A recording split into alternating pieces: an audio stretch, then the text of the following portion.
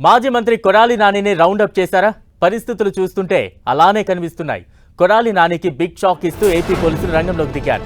తాజాగా కొడాలి నాని అనుచరులకు గుడివాడ పోలీసులు 41J నోటీసులు జారీ చేశారు. వాలంటీర్లతో బలవంతంగా రాజీనామా చేయించారని కొడాలి నాని అనుచరులపై ఆరోపణలు ఉన్నాయి. వీటితో పాటుగా లిక్కర్ గోడౌన్ వ్యవహారంలోనూ బెదిరింపులకు పాల్పడ్డారన్న ఆరోపణలు ఉన్నాయి. దీంతో దుక్కిపాటి శశిభూషణ్, పాలడుగు రాంప్రసాద్, గొర్ల శ్రీనుకు 41J కింద నోటీసులు ఇచ్చారు పోలీసులు. ఏపీ సార్వత్రిక ఎన్నికల ఫలితాల తర్వాత కొడాలి నానికి వరుస షాక్లు తగులుతున్నాయి. ఇప్పటికే కొడాలి నానిపై గుడివాడ పోలీసులు 2 కేసులు నమోదు చేశారు. తన తల్లి మరణానికి కారణమయ్యారంటూ గుడివాడ ఆటోనగర్కు చెందిన దుగ్గిరాల ప్రభాకర్ ఫిర్యాదు చేశారు. దీంతో కొడాలి నానితో పాటు అప్పటి ఏపీ బెవరేజెస్ ఎండీ వాసుదేవరెడ్డి, ప్రస్తుతం తూర్పుగోదావరి జిల్లా కలెక్టర్గా ఉన్న మాధవీలతారెడ్డి తదితరులపై కేసులు నమోదయ్యాయి. ఈ కేసులో వారు కోర్టుకు వెళ్లడంతో 41J నోటీసులు ఇచ్చి విచారణ చేయాలని ఏపీ హైకోర్టు ఆదేశించింది. తాజాగా ఇదే ఆరోపణలపై నాని అనుచరులకు 41J నోటీసులు ఇవ్వడం కలకలం రేపుతోంది.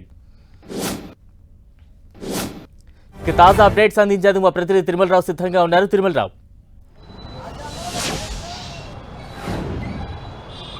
బలరాం, కొడాలి నానికి ఉచ్చు బిగుస్తుందనే చెప్పాలి. ఏదైతే ఉందో కొడాలి నానికి సంబంధించి గతంలో ఉన్న కేసులను పోలీసులు అయితే ఇప్పుడు పూర్తి స్థాయిలో విచారణ చేసేందుకు సిద్ధమవుతున్నారు. అదేవిధంగా కేసులు కూడా బలంగా నమోదు చేసేందుకు ఎక్కడ ఇబ్బంది లేకుండా, అదేవిధంగా ఎక్కడ బయటకు వచ్చే విధానం లేకుండా కొడాలి నానిని రౌండప్ చేస్తున్నట్టుగా మనకు తెలుస్తుంది. తాజాగా ఏదైతే ఉందో వాలంటీర్ సంబంధించి బలవంతంగా రాజీనామా చేపించారంటూ గతంలో వాళ్ళ మీద కంప్లైంట్లు చేయడం జరిగింది. ఈ కంప్లైంట్ల ఆధారంగానే ఎవరైతే ఉన్నారో కొడాలి నానితో పాటు ఇతరులపైన పోలీసులు కేసులు నమోదు చేయడం జరిగింది. అయితే ఈ కేసు సంబంధించి కోర్టుకు వెళ్లడంతో కోర్టు 41 నోటీసు ఇచ్చి ముందు విచారణ చేయాలి, తర్వాత ఫర్దర్ యాక్షన్ తీసుకోవాలని చెప్పేసి చెప్పడంతో గుడివాడలోని కొడాలి నాని ప్రధాన అనుచరులైనటువంటి ముగ్గురికి 41 నోటీసు ఇవ్వడం జరిగింది. 41 నోటీసు అందుకున్నారు. అయితే దీనికి సంబంధించి విచారణకు రావాలంటూ పోలీసులు అయితే వాళ్ళకి ఆదేశాలు ఇవ్వడం జరిగింది. కొడాలి నానికి సంబంధించి ఏదైతే ఉందో వాలంటీర్లు బలవంతంగా రాజీనామా చేపించారు. అదేవిధంగా లిక్కర్